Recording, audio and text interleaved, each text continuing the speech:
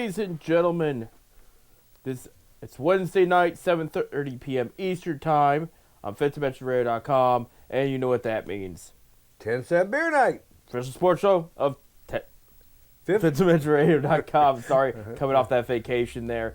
Here at Cuyahoga Falls, Ohio, I'm Seth. I'm Bob. And we're filming here on Monday, December 1st for Wednesday, December 3rd. December 1st. December 1st. We're in December, so 24 days till Christmas. Before we go any farther, this gentleman had a birthday Saturday. Yeah, and guess what? The Buckeyes won for him. Yes, they did. We're going to talk about that here in a sec there, because while everybody was enjoying the holiday week, which I hope was great for everybody listening, seriously, it kind of flew by, as it always does. But I hope everybody did enjoy themselves and got their Christmas decorations. Oh, don't even mention that. Okay. I'll tell you, I'm already sick and tired of the cold. It got really cold here in Ohio. Like, we're talking 20 and 30s. Hey, there ain't no snow, though. There's going to be on and off this week. But, we had a minor snowstorm in Cleveland on Thanksgiving night. Well, that's lakefront stuff up there. Yeah, but, so that did happen. So we did have a white Thanksgiving here. First time in probably a while. Excuse me. But, so, to recap real quick about, the teams we kind of follow and talk about here on 10-cent beer night. This past week's team was our college teams did great. Our pro teams did not. So to put it into a perspective, as Bob had already mentioned, Ohio State Buckeyes ended the losing streak against Michigan this past weekend, winning that one at 27-9. I'm going it by memory here. I think it was 27-9. 28-9. No, it wasn't 28. It was 27-9. Mm-hmm. They won, not giving up a single touchdown. That was 3 field goals by Michigan. And of course, Michigan's going to drop in the rankings there.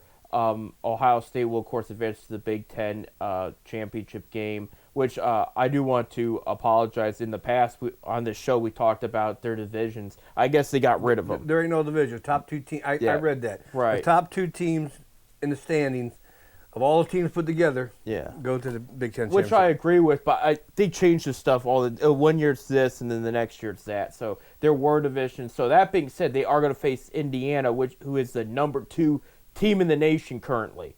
So you already got 1 and 2 playing each other before the playoff.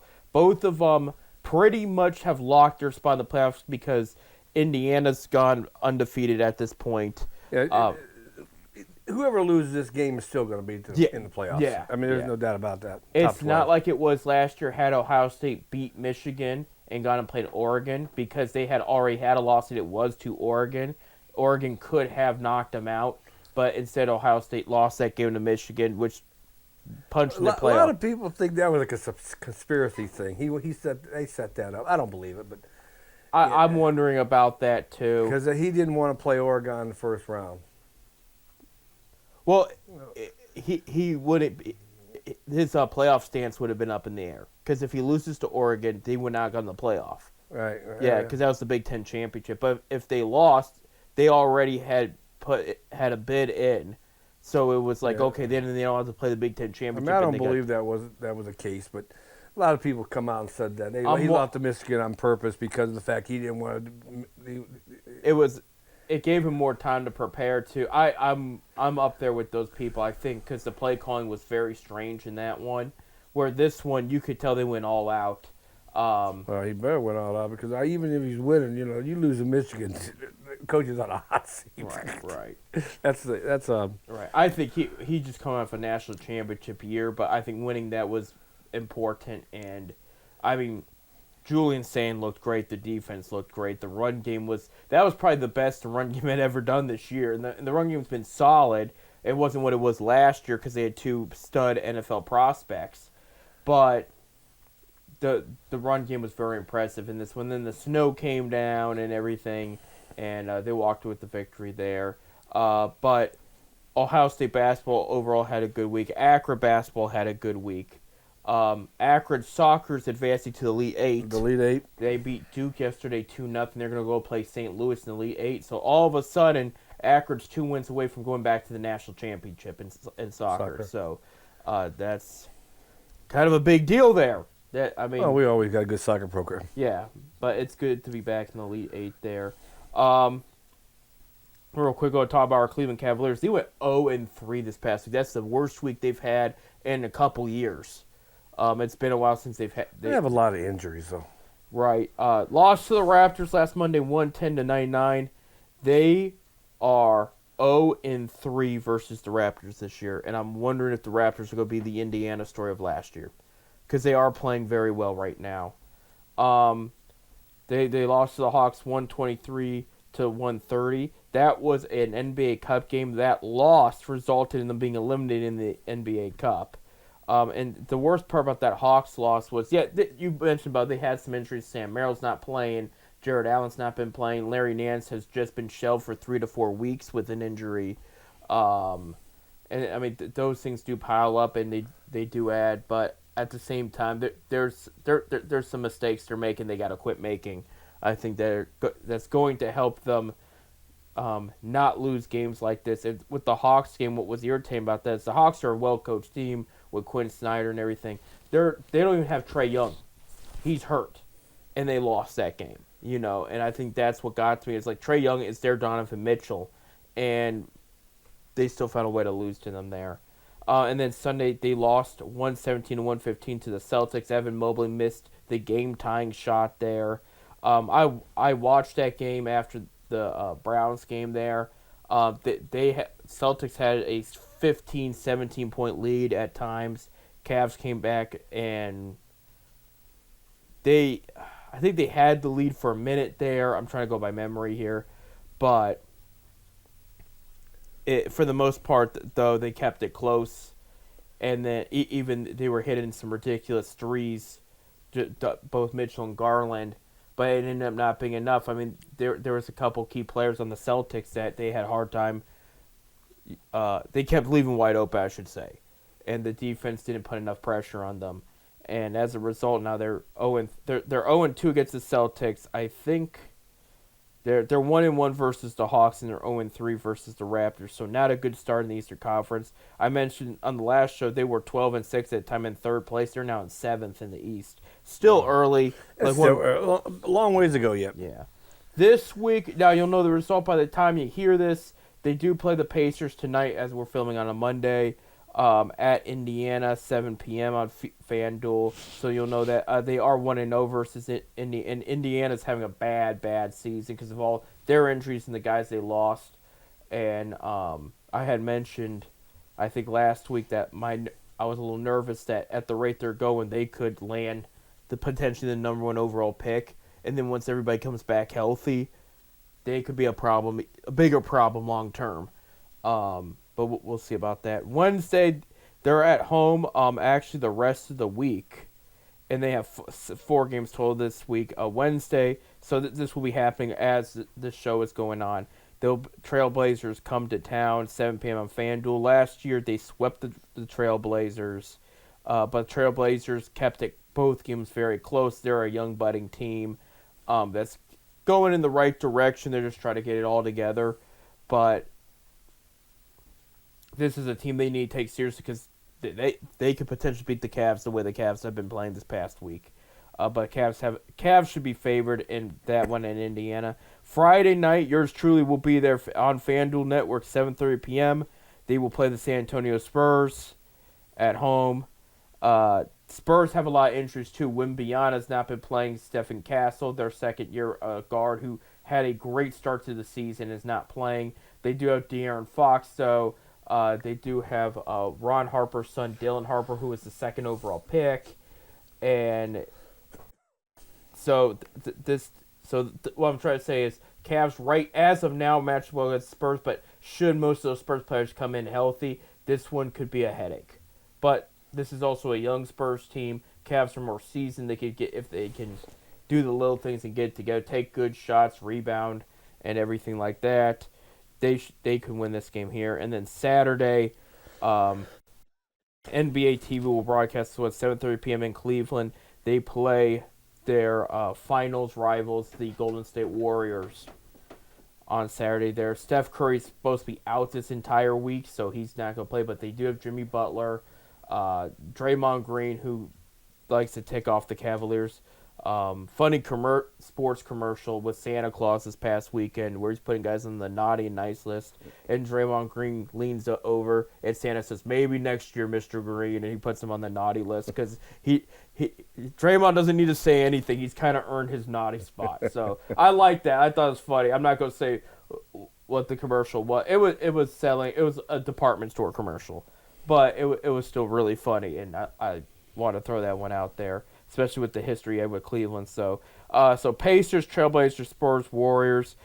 Realistically, I would like to see them come out 3-1 this week. 4-0 would be nice. 2-2 is the best worst case scenario, but I think with the Pacers struggling, Blazers and Spurs being young teams, I think I would like them to beat up the Warriors at home. I know they did last year. I was there. I mean, they were up by 40 at halftime on that one. That was incredible. But I just don't know which Cavaliers we're going to see come back this week. Allen and Merrill are very realistic as in coming back, but we'll see.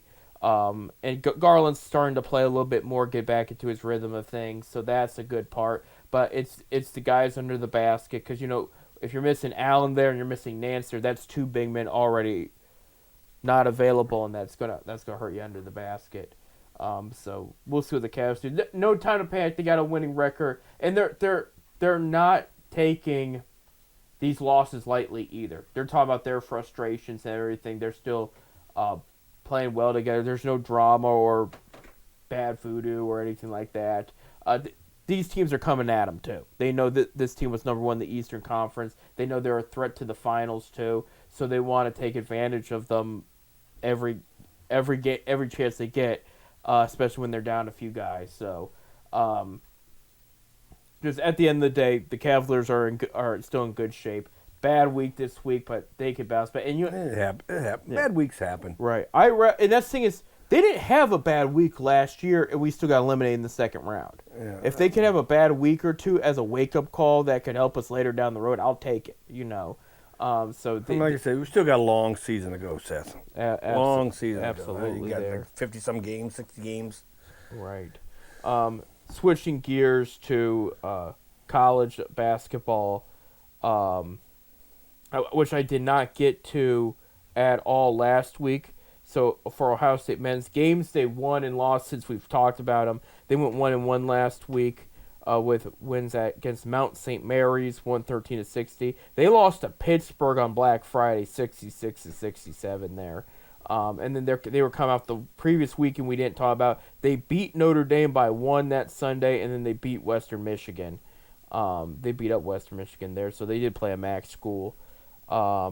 This Saturday, they are going to play Northwestern, 2 p.m. at Northwestern Big Ten Network. So they're going to start a little bit of they still have some games outside the Big Ten later this month, but they're going to start playing some Big Ten games here in a little bit. For the Akron Zips, there they had a real good week. Yeah, they really did. Going back to about a week ago, they were in that tournament down there in the Virgin Islands, and they beat Iona that Friday, 96-75. They went to the second round, beat Evansville from Indiana, 97-59. Then Monday, they played their second Ivy League school they played this year, which was Yale. They lost 94-97, but they gave them a fight. I mean, they really did. It was a overall good game. Well, they're rated now. Yale is rated now the number one team in the NCAA. 3-point percentage, 3-point shots percentage.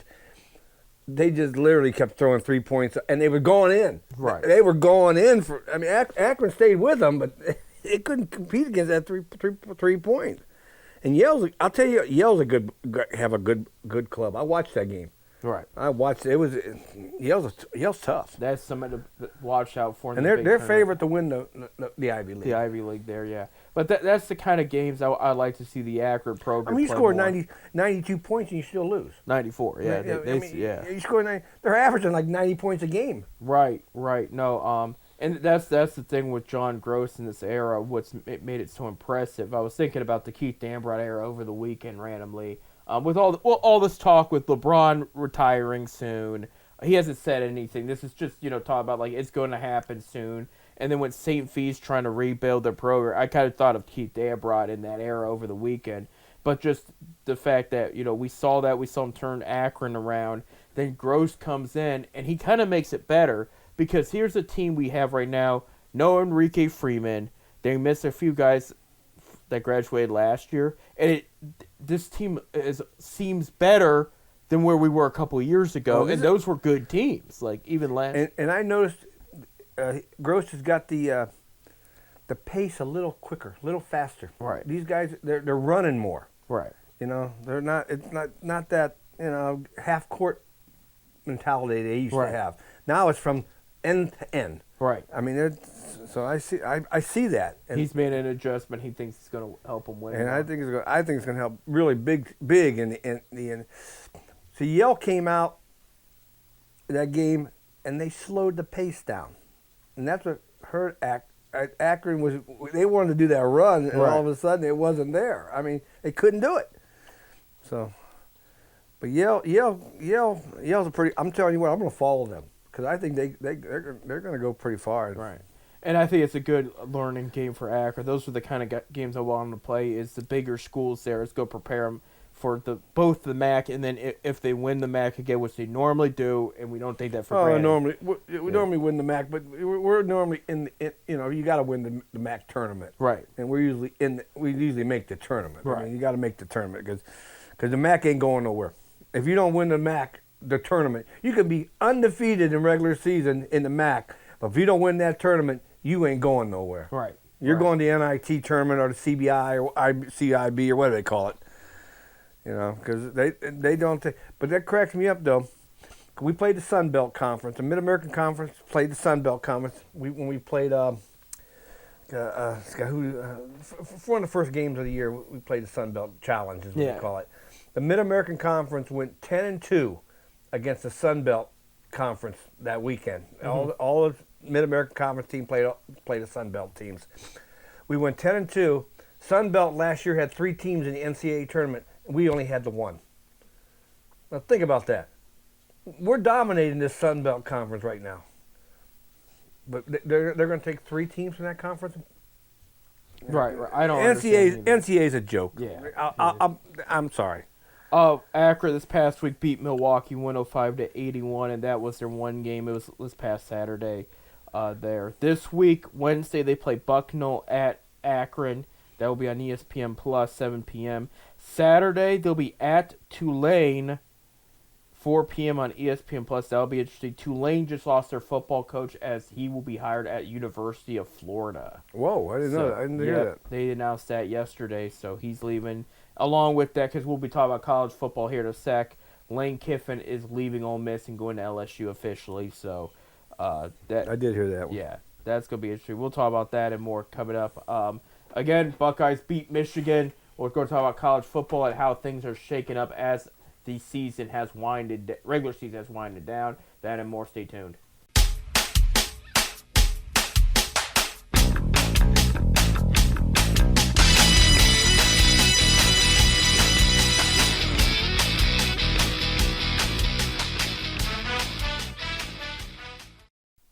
Welcome to our second segment of our first show in December here at FitzMasterRadio.com. Ted Sip Beer Night.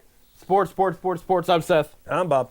And here are your top 25 NCAA football teams that lost this past weekend. The rest of them won. Number 23, Georgia Tech lost to number 4, Georgia, 16-9 there, and that was at Georgia Tech. Texas beat Texas A&M 27-17, handing Texas A&M their first loss of the season. Arch Manning had a great game against Marcel Reed, who is considered for the Heisman run this year. And I'm surprised Manning ain't considered a Heisman run. You know why? Because of the name. He's had an okay season there. I'll even pull up real quick. I'm just saying because the name.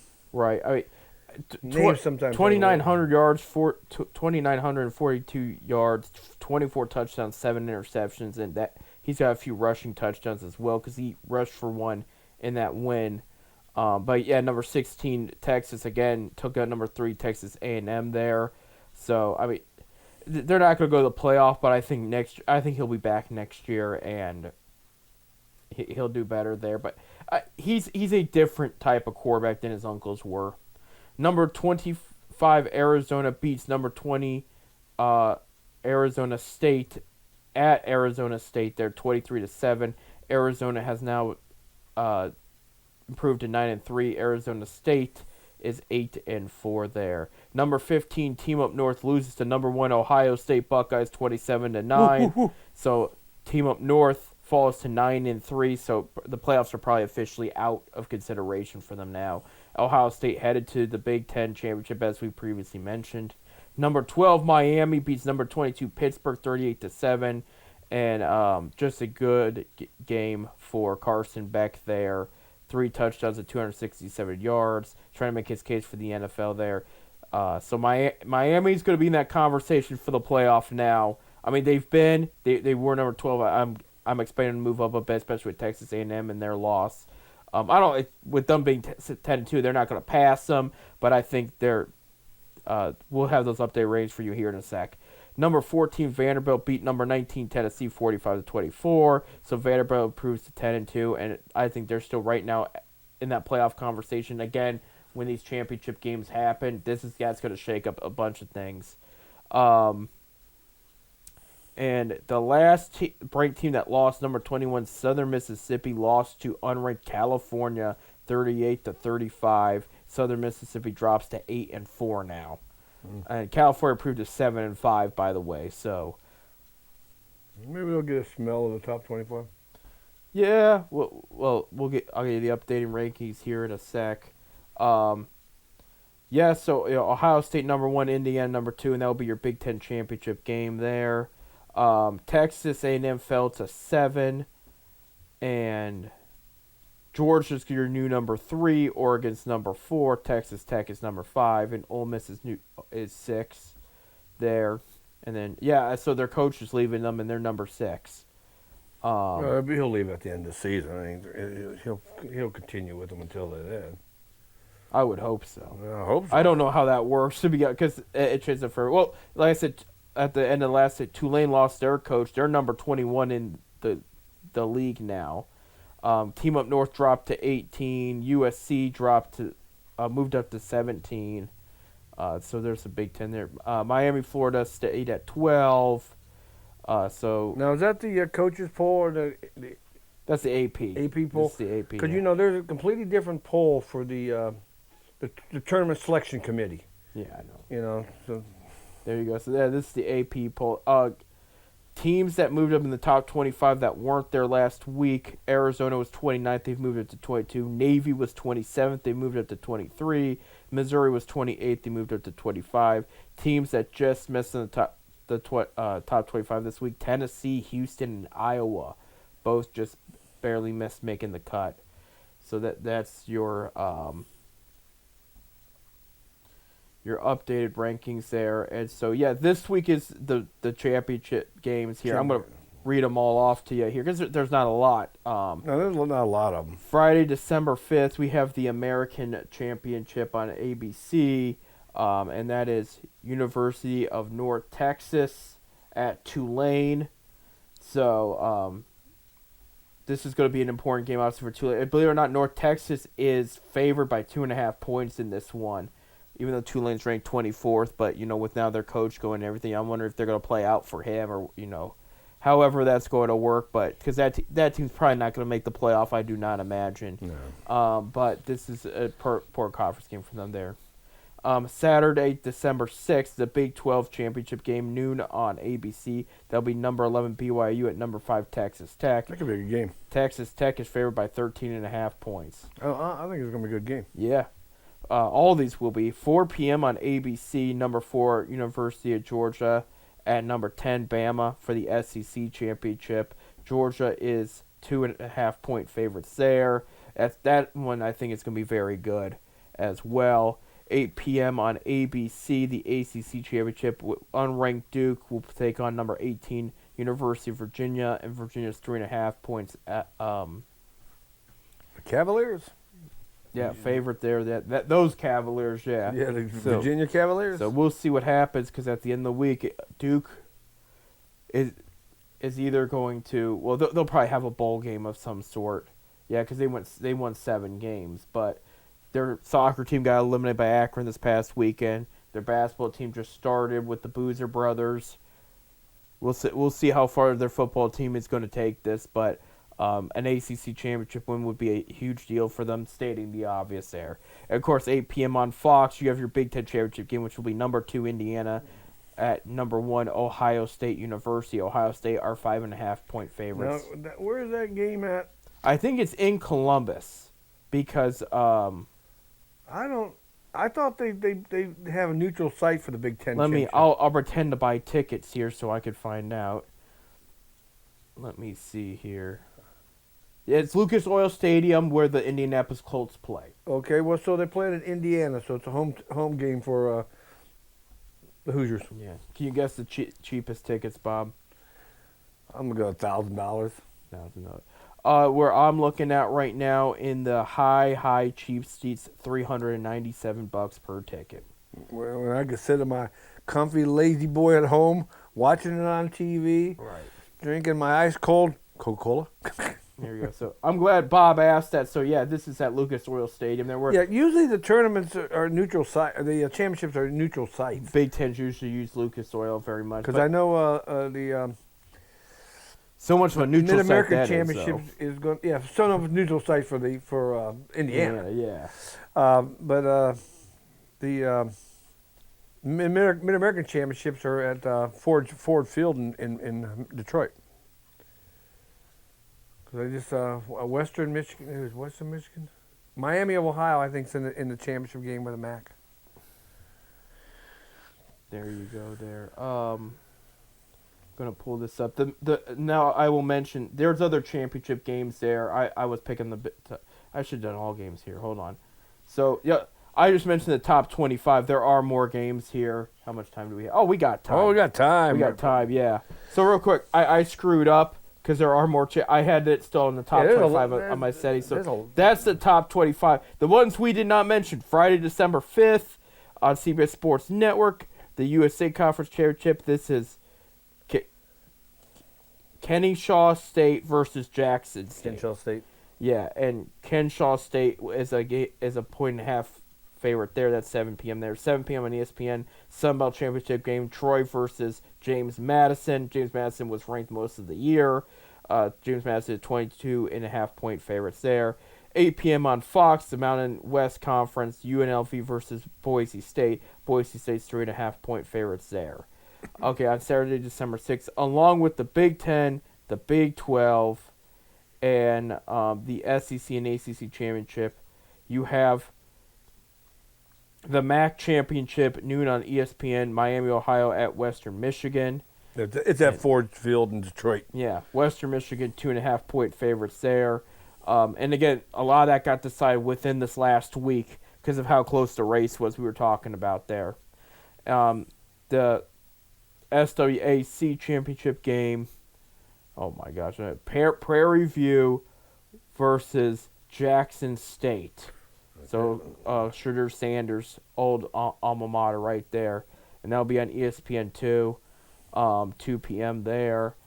And that's the rest of their championships. There are other games. There's a lot of them. I do see Yale's playing this week. We were just talking about them in basketball. And Of Villanova. course, we got a team that had a bye week last week in the tournament. Of course, Mount Union.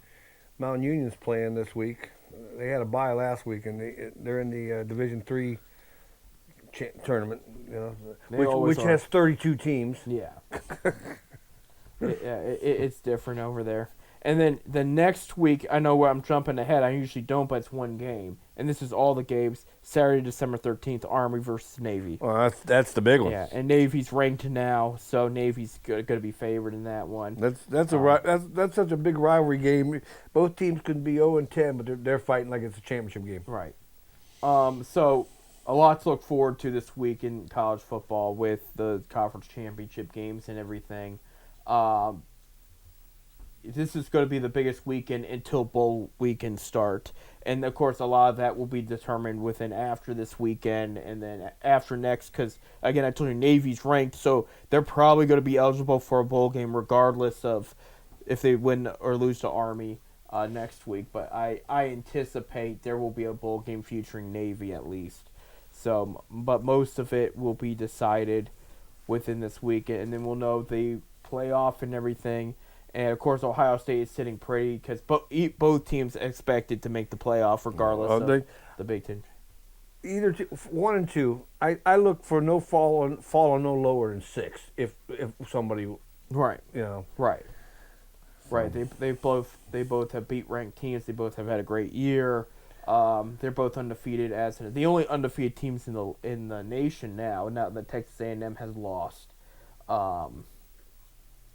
So we'll I'll tell you what, Indiana surprised me.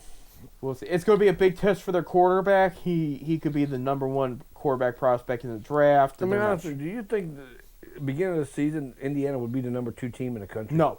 Did you really believe? I knew they were getting better. They were doing better. Well, they have this port whatever where these kids can transfer all over the place. That's what's helped Indiana. Indiana had a lot of transfers. Right. This port, what they call it, The transfer portal. Yeah. It's helping. It's helping a lot of players and a lot of teams actually. So. Because I remember years ago when you transfer to school, you had to sit out a year.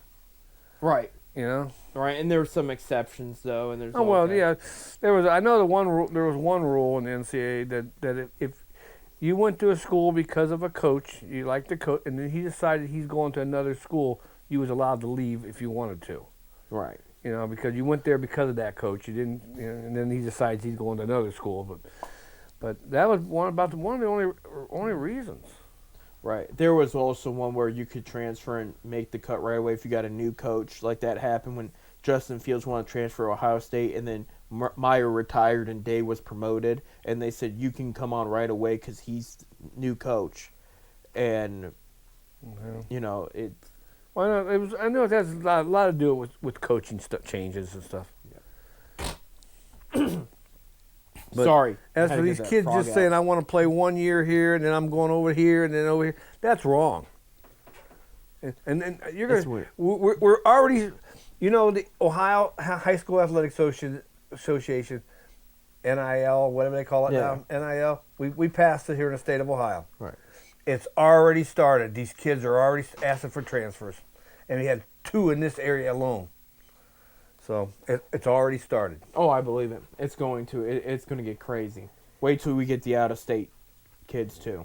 Yeah. With the ones that don't get NIL where they live. So this is going to hurt the local public schools. The parochial schools are going to. Of course, they got the money. They can pay. They can get these kids in and get them all kind of endorsements or what do you want to call it. Right. The local high schools, a little city. We're going to go with City of Colga Falls. Since we're in Falls here, that high school, I bet you. Of course, they've already lost a lot of kids to Walsh Jesuit and CVCA and even Woodridge, because Woodridge is a Colga Falls school now. But it's going to hurt Colga Falls High School even more. So this NIL is a joke, to my opinion, in high school. I'll see it in in colleges, because of the fact colleges make a lot of money off these kids. Right. I mean, they're $1 million organizations. I mean, Ohio State probably billions. Make $1 billion. Absolutely. You can afford to give these kids a couple dollars. But when you go to the high school level, the high schools that don't have the money, they're going to the ones that are going to get suffered. Right. They're going to the ones that are going to get the heck beat out of them. So the NIL, OHSA, of course, to me, they're like the NCAA. They're a joke. And I coach in the OHSA. They're a joke. That's my opinion. Now, how can you vote for that NIL in high school football? Because they want some of that money. These schools know they can get some good. These funding kids can with the top transfer program. all over. You guys, we'll go like St. V. St. Vincent, of course. We know a guy that went to St. V, big name at St. V. St. V gets a lot of recognition because of that name. what he's done for St. V, these kids are now going to say, well, his name's going to might give me a sponsorship somewhere along the line. Of course, St. V's known to get some sponsorship money. Now I can go to St. V and Well, St. V needs a turnaround there. well, sadly, but still, they still got that backing of a name called LeBron James. Right. And I know his friend Romeo Travis is now an assistant coach there for the team, trying to help out there. Alum on that. That was on that team and that Keith Dambrod Zips team too. We only got a minute here, Bob. Switching gears real quick. Browns did the Browns thing. They lost 26-8 to the 49ers. Here's what killed me. Did you watch any of the game? Kids were... No, you didn't. Okay, which is fine. That's why I asked. This was the first time out of all the records and out of how poor the Browns. And I understand they play the Niners every 2-3 years. This is not a team they play normally. Niners won in Cleveland for the first time since 1984. Yes, you heard me right. They have not won in Cleveland since before yesterday, since 1984. What's his name? Who's the Montana? No. Who was the quarterback? Are you talking about Joe Montana. Yeah. Joe Montana. Did he lose in Cleveland? He must. 1984 was the last time they won it in Cleveland. Huh? So, and I know back when the new franchise started, they were kind of in rough shape. San Francisco was also in rough shape, and then they got good with Jeff Garcia and Trell Owens for a minute, and then they fell apart again. I mean, they fell apart bad. Look at today's Tennessee Titans, bad. But Browns lose 26-8. I know we're running out of time here. Shedeur Sanders has an overall solid game, no turnovers. He is going to start the next game. We do got to take a break, though. When we come back, we'll talk about that. And Kevin Stefanski could have a big game that's going to either make or break. He loses to them, he's gone. Yeah. I'm telling you. We'll talk about that and more. Stay tuned.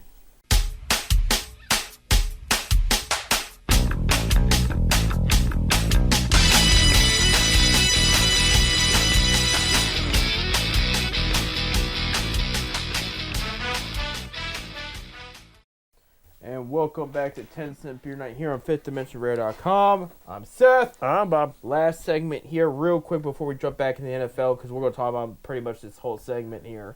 There were some major moves that happened in Major League Baseball offseason this past week. Of course, the hot stove's going to be around the corner. Winter meetings, and then that'll heat up the hot stove, which is going to have major updates on all kinds of free agent moves and stuff. But this past week, we'll start with Angels reportedly discussing contract buyout with Anthony Rendon, who is expected to retire. The third baseman that originally played for the Nationals won a World Series with them and then turned around and signed a big major deal with the Angels and ended up not doing anything at the plate. It's been a horrible, horrible experience for Anaheim, and now they're going to officially get rid of him there. Cardinals traded Sonny Gray to the Red Sox. The Red Sox get some good starting pitching depth there. There was a big top-of-the-lineup switch there between the Texas Rangers and the New York Mets. Rangers sending second baseman Marcus Semien to the Mets for outfielder Brandon Nimmo. So that's going to be your new leadoff or number 2 hitters on both lineups there. And then the first major free agency addition goes to the American League Championship Toronto Blue Jays, signing starting pitcher Dylan Cease to a 7-year, $210 million contract. Second biggest contract in Toronto history. Bigger than when they signed George Springer years ago. But the biggest, of course, the $500 million extension that Vladimir Guerrero Jr. Is that Canadian funds? I'm guessing. I know what you're going to say with the tax and everything. But more importantly yet, Cease is leaving the National League West. He's going back to the American League. Originally with the White Sox, was traded to San Diego. And then in San Diego, I mean, he's got an incredible fastball. He throws hard. But when he's off, he's a batting cage. Like they tend to just tee off. He could get an ERA easily over 5 in a span of games. I mean, but there is a lot to like about his skill. And if they got pitching coaches they think can make adjustments to make him even better, then he'll be more worth the money. But yeah, so Toronto adds a starting pitcher to their arsenal there. And that was it for Major League for the big That baseball. stuff's all going to start really hopping around January. Absolutely. Back to real quick the Browns loss to the San Francisco 49ers. I have not heard the latest on defensive tackle with Malik Collins, who went down and was carted off the field, which you don't like to see. One of the top sack leaders at defensive tackle in the NFL, so you know that's going to hurt, and they're going to need him. With the game, okay, Sanders plays solid. He's already going to be a starter for the next game. Judkins played solid. I think my complaints would have to be, the O-line is still suffering. They're going to have a whole new O-line going into next year. That's what I'm thinking. I think you're going to see a lot of moves with that O-line, just not playing very well. But the bottom line is turnovers killed them. Fourth down, I agreed with going for it. The play call was terrible to sneak the tight end there and try to quarterback sneak it like that. They were the second team in a span of 20 minutes in the NFL that had try to do a tight end sneak at fourth down and fail, and the tight end fumbled it, and it failed. The Colts were the other team, who ended up winning their game there. I didn't like that call. It costed them, and Niners have good offense, so they put them in position to put points on the board. And then you had the fumble at the punt return there. That guy's been playing so-so too. Part of me says maybe try somebody else there at punt return. You can't be doing that. You just can't be, and especially when you're paid to fair catch and make sure you bring it in every time. And it wasn't. It was a bit windy yesterday, but it wasn't anything over It the wasn't like it was a couple days ago. Right. So you can't say weather. I don't think played as big a factor there. It was chilly, but it wasn't terrible. But other than that, Sanders I thought looked overall very solid. He's moving the ball more down the field. 93 quarterback rating too yesterday, which is always a good thing. No, the other guy Gabriel. Is he still hurt or what? No, and I can tell you didn't watch the game yesterday. Because there was an embarrassing episode that happened. Sanders twisted his ankle on a play, and so they put on him back to the side to look at it. He ended up being okay and coming back out. Gabriel goes back out there, and the place roared with boos. I mean, roared. Like I said, I didn't watch the game. I thought that was a little much because people could tell Sanders was hurt. They were looking at him, and Gabriel comes back out, and they let him hear it, and he didn't do anything wrong. He did complete a pass to Judkins, and then they took him out right away. But they roared at like if he was the away team quarterback. That is wrong. And I think that was a little harsh. I went, okay, he's got to. The guy's hurt. They need a quarterback in there. He's the backup. Okay, he was activated for the game.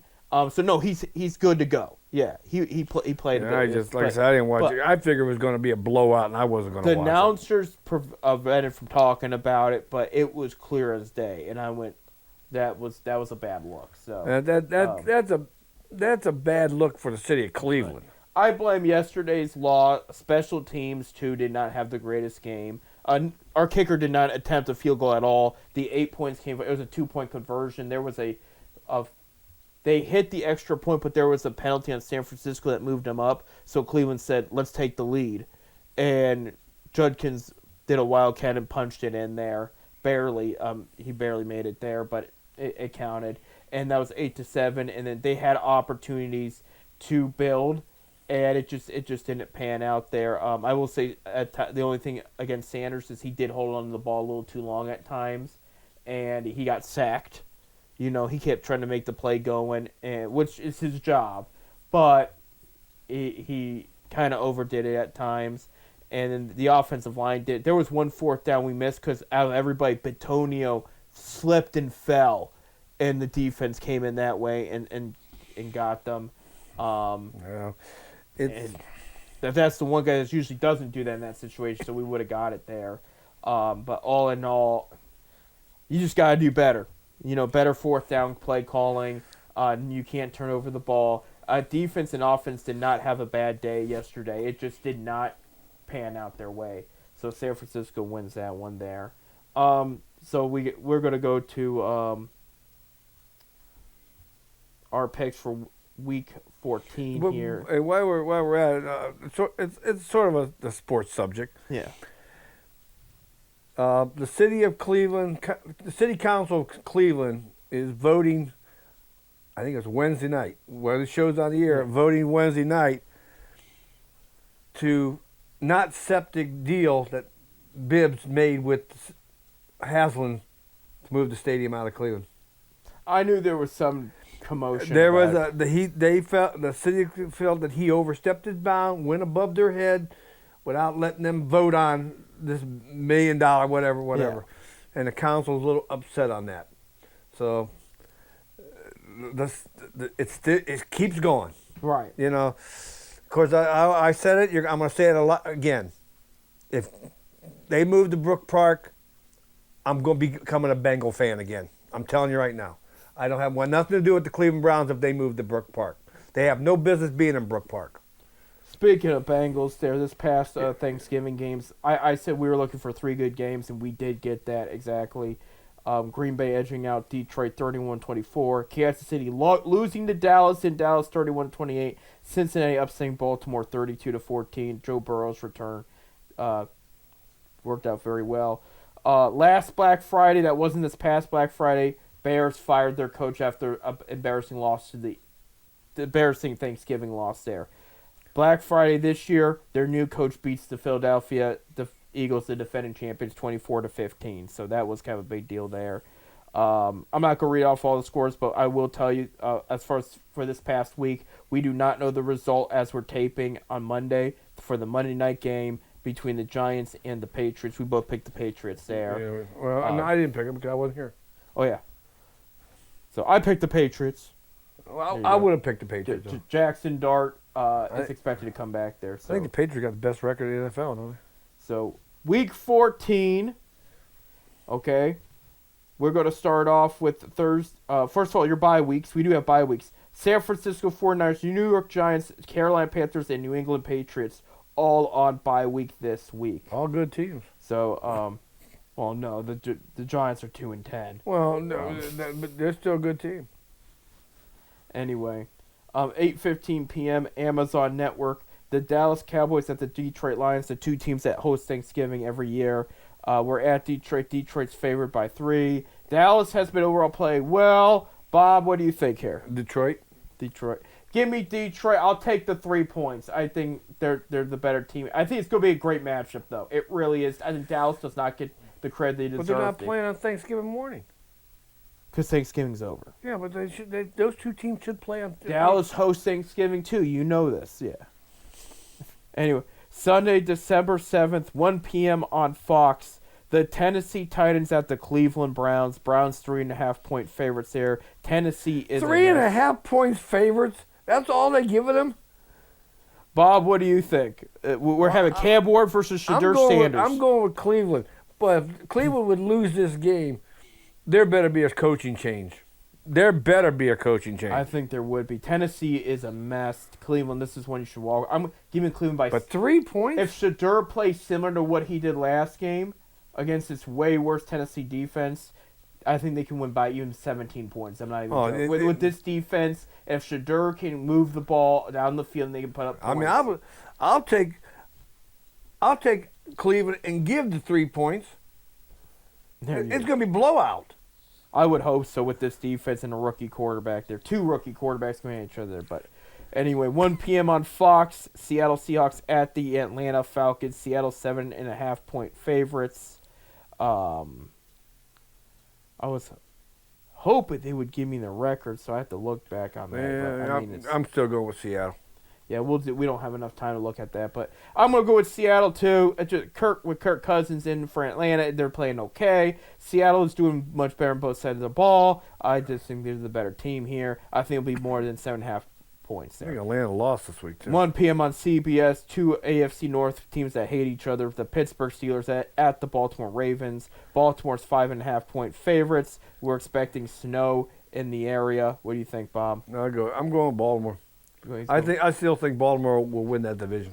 Yeah, I'm going with Baltimore too. They are at home here. Lamar is starting to get a little bit better. He started to become a little bit more of his the Lamar Jackson we know. I know it's been a kind of rough couple weeks for him, but he's starting to get back into rhythm, I think. And I think if especially the weather's going to be bad, I'd rather have Derrick Henry than whoever Pittsburgh has at running back there, whether it's Jaylen Warren or whoever, you know. So I'm gonna go Baltimore too. It's 1 p.m. on CBS. Indianapolis Colts at the Jacksonville Jaguars. Jaguars are on top of the division, I believe now. Let me pull that up real quick. Yes, they're tied with the Colts, but they're technically out of technicality they are ahead. Is the game in Jacksonville? The game's at Jacksonville. Colts are a 1.5 favorite. I'm taking Jacksonville. I'm going to take Jacksonville too, Bob. Indianapolis has not played bad, but Sauce Gardner got banged up yesterday. Daniel Jones, he's starting to slow down a bit, but they're not, again, I can't stress they're not playing bad, but Jacksonville is getting better and better every week. We got to start taking them seriously. I'm going to go with their 9th win this week. They're both 8-4. 1 p.m. on Fox, Washington Commanders at the Minnesota Vikings. Two teams that did not play very well yesterday. Neither, but you know what? Commanders played okay, I should say, but it was a bad end.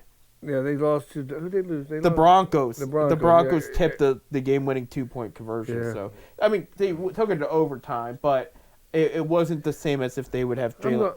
I'll still go with Minnesota. He's going to go with Minnesota. Give me the Commanders, no matter who's under center. They're saying Jalen Daniels might come back.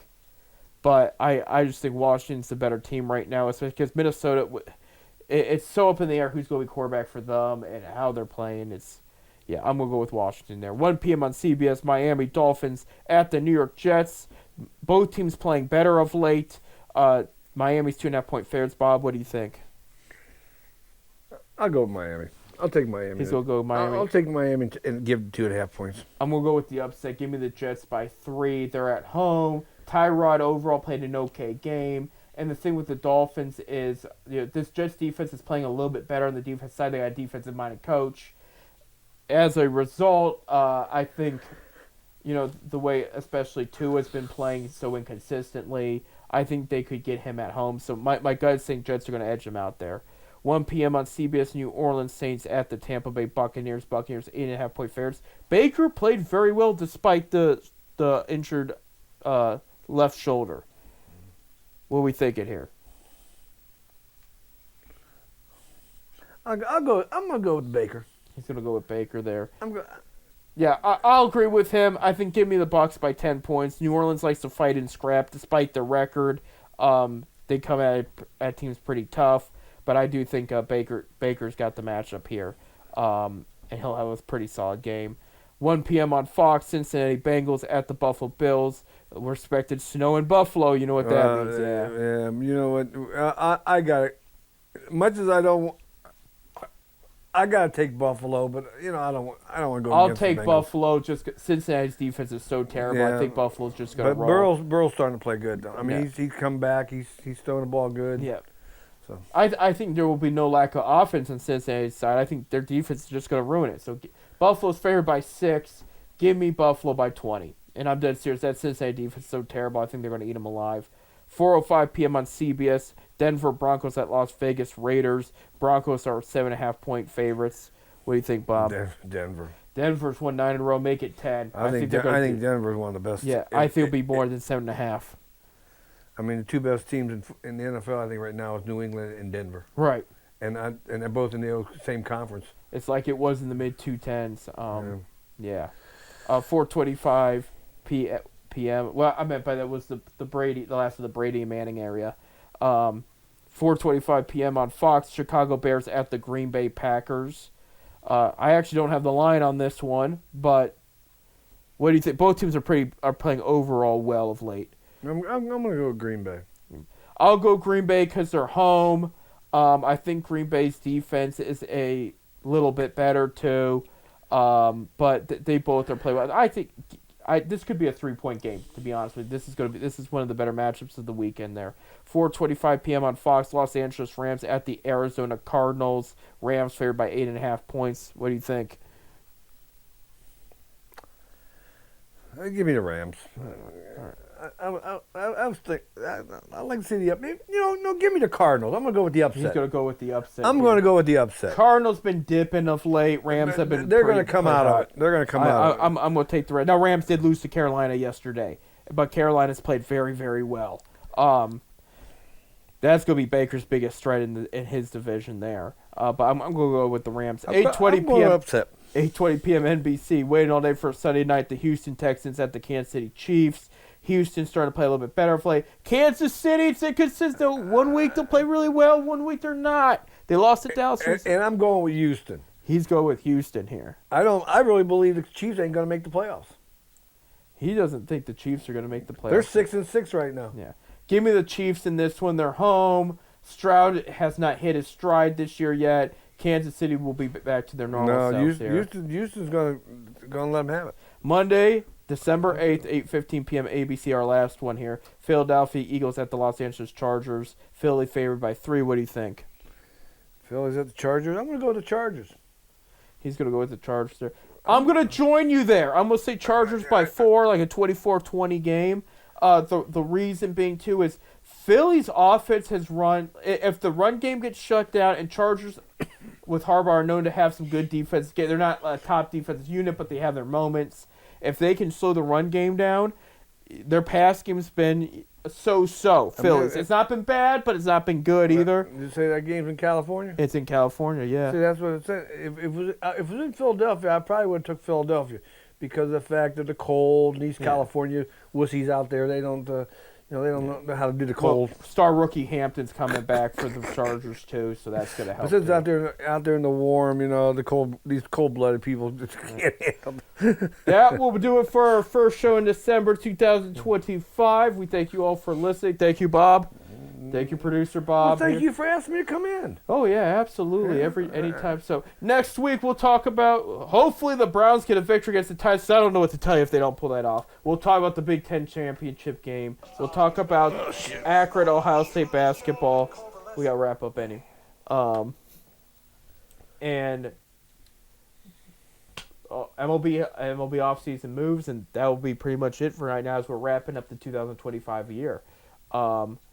But enjoy hanging up Christmas decorations. Be safe doing it. Some people have already fallen off the roof and got hurt, so don't do that. Who fell off the roof and got hurt? People fell off the roof and got hurt.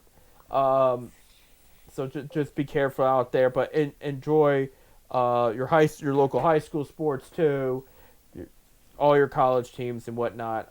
We just got to wrap it up. So all that being said, go Buckeyes, go get them! Awesome game this past week. You good? I'm good. Go Zips. Go Zips. Go Zips soccer. All right. Yeah, that's right. All right. Have a good one.